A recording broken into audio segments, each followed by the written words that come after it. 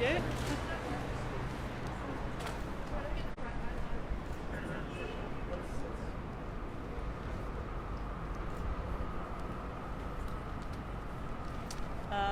You ready to go?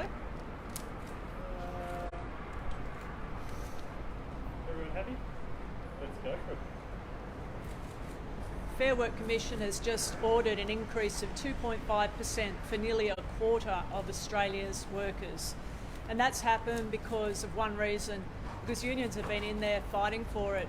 We're the only people who've been arguing for fair pay increases for working people. The employers argued for increases that would mean wage freezes or wage cuts, and that was supported by the federal government. However, the Commission has also put a delay on the increases for certain sectors like fitness and like tourism and like retail. We are very disappointed that they've decided to delay those increases, in particular for retail workers. Retail workers are essential workers who worked all the way through the pandemic. Some of those workers worked for very, very profitable companies that actually had record profits during the pandemic.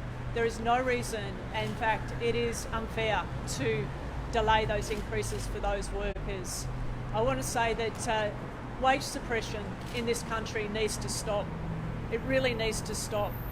And this can stop by making sure that the government lifts the cap they've got on public sector wage increases. It can stop by the government changing their policy settings to support wage increases.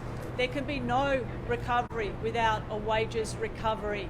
When we suppress wages in our country, it hurts the whole economy because we depend on domestic spending. We depend on workers having money to spend in small businesses, in local businesses. It also hurts working people and their families and their communities.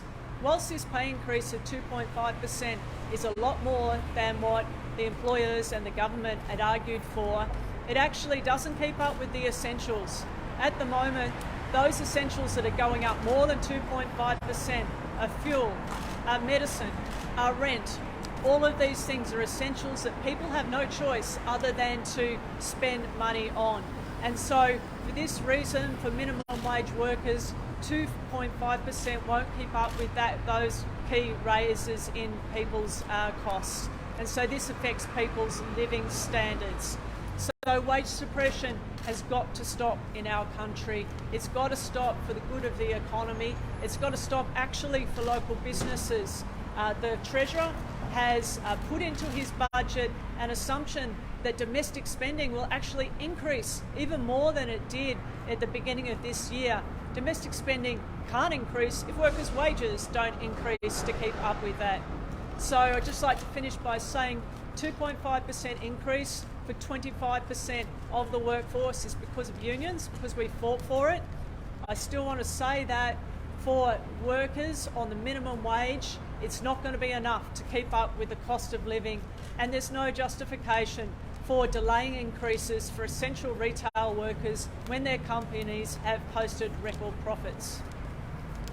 Any questions?